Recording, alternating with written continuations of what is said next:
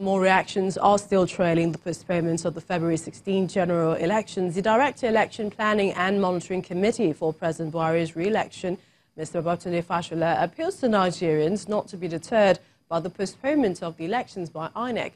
Mr. Fashola, who spoke after a marathon meeting with chieftains of the All Progressives Congress in Abuja, expressed sympathy with Nigerians who travelled to perform their civic duty and youth corps members who are ad hoc staff of the electoral body, who also faced hardship. He says the party remains disappointed with the postponement, which was privy to some other political parties. We urge all Nigerians to convert their disappointment to determination and to ensure that their previous sacrifices do not go to waste. As a result of the common pain that we share, we, the Directorate of Election Planning and Monitoring, and the Directorate for Contact and Mobilization, on behalf of the APC Campaign Council, demand greater openness and transparency in INEC's preparations ahead of the Saturday, 23rd of February 2019 elections.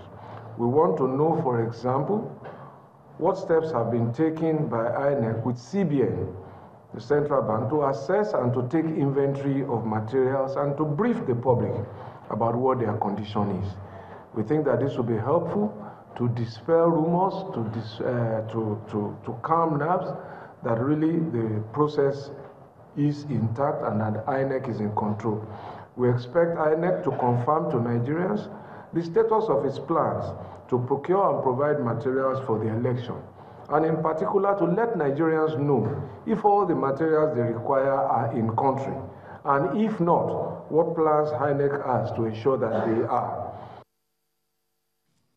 The safety of distributed and withdrawal of voting materials across states appear to be one issue that the Nigerian police and other security agencies will have to deal with.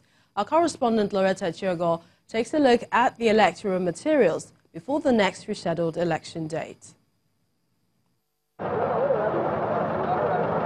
INEC begins the distribution of sensitive and non-sensitive voting materials in some states few days to the botched elections.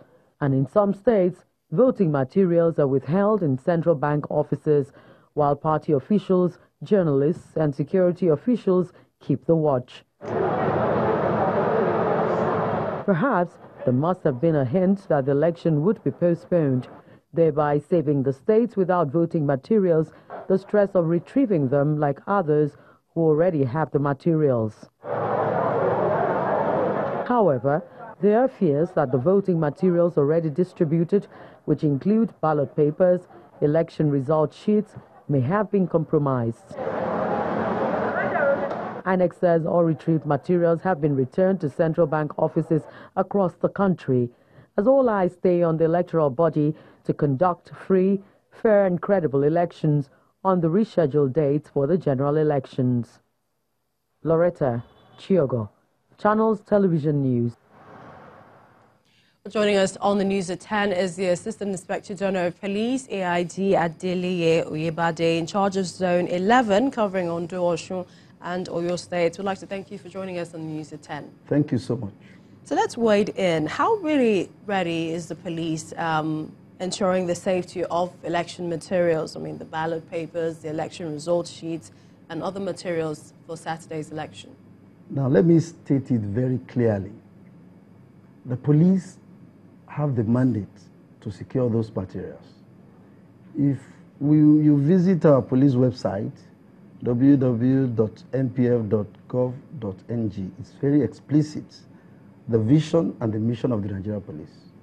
We must secure those items, whether they are in the CBN or in the local government secretariats.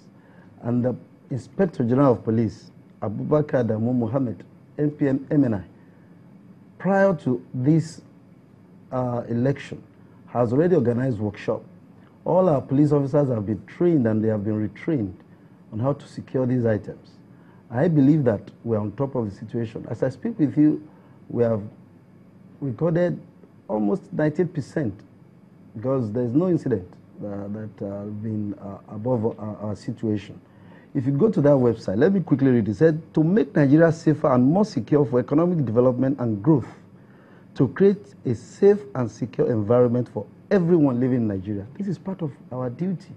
And as I speak with you, we have met with all the stakeholders, the critical stakeholders, that's the INEC officials and all the local observers and other interested parties. We've gone round. The Inspector General of Police have deployed the Deputy Inspectors General of Police to all the 6 geopolitical zones as I speak with you.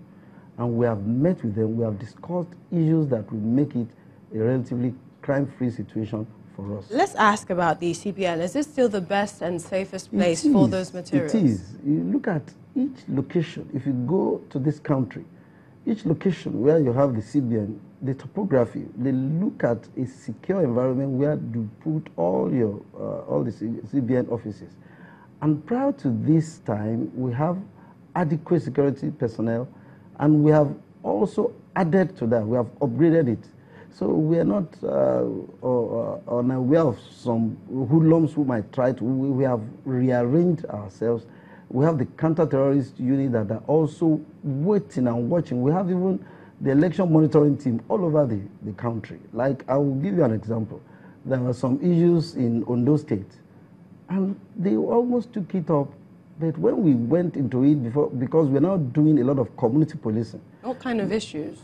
Now, issues related to, is a petition brought by one local government chairman. But the point I'm making is, police of today, we are not just reactive, we are proactive. We do intelligence-led policing, community policing. There are 3 tripods of community policing. Talk of problem solving, community partnership, and organizational transformation. When you go into finding the facts, then there will be no need for you to just arrest.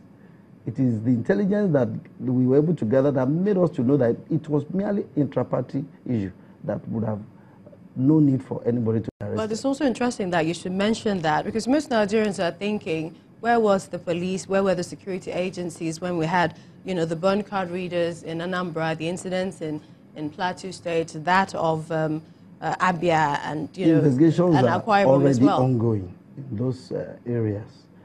You see, the environment in Lagos is different from Anambra and also Maiduguri. So we have enough intelligence, and we are using them to really forestall all these occurrences. I want to assure Nigerians that we are up to the task. Nigerians should go out. It is their civic responsibility, everybody, because if you don't go and vote, then you should not come out and complain. The part and parcel of the civic responsibility of the Nigerians is to go out and participate and let them go out. We have made available enough patrol before, during, and after the elections. I want to assure you that the police all over the country have been given the assignment to ensure this environment will be given to everybody to come out and participate. Nobody will be hindered. I want to assure you. I must also ask about your zone, Ondo, Osun, and Oyo states. I mean, there have been several things coming in, like a boundary issue between Osun and Oyo, where the people there are saying they're not sure where they're going to vote, and some other challenges in Ilesha. Right. At Ilesha, we had one the office of one of the contestants was attacked. We have made some arrests. The Inspector General of Police has given instruction on that.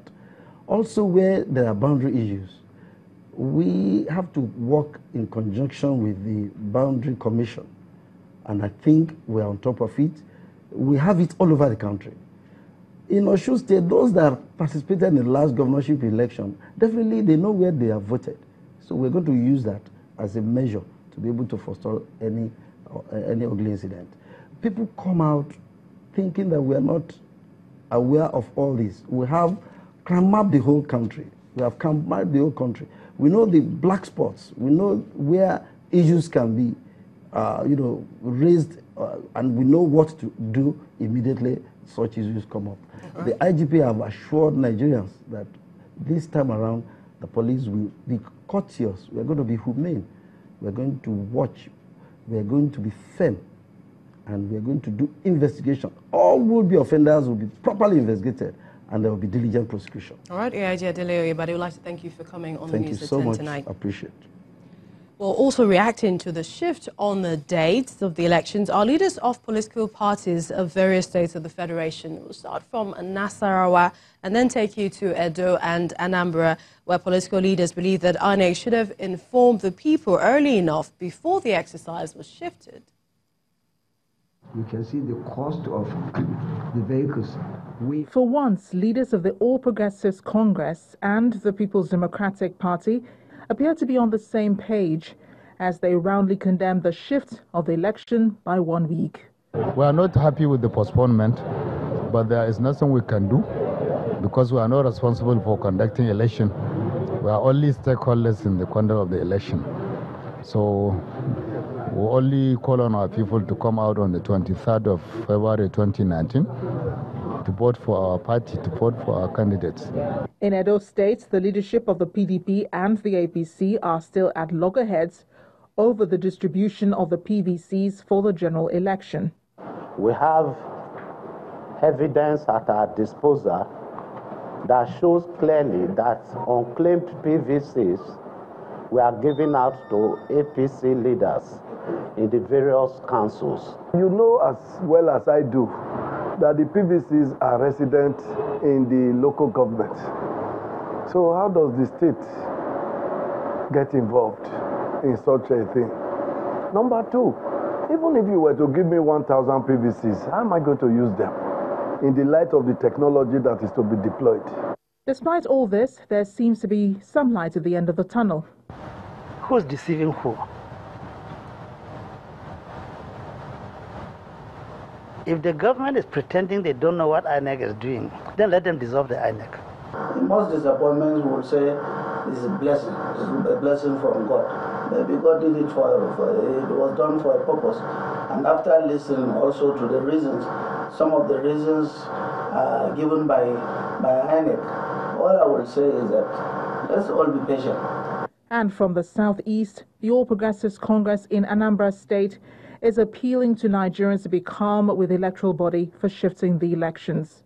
I don't like them, I don't like INEC, but I've tried. They did something good. So we should encourage them, we should not vilify them. The Independent National Electoral Commission has yet another opportunity to conduct free and fair elections come Saturday, February 23rd and March 9th. And these leaders believe there should not be any reason for another failure.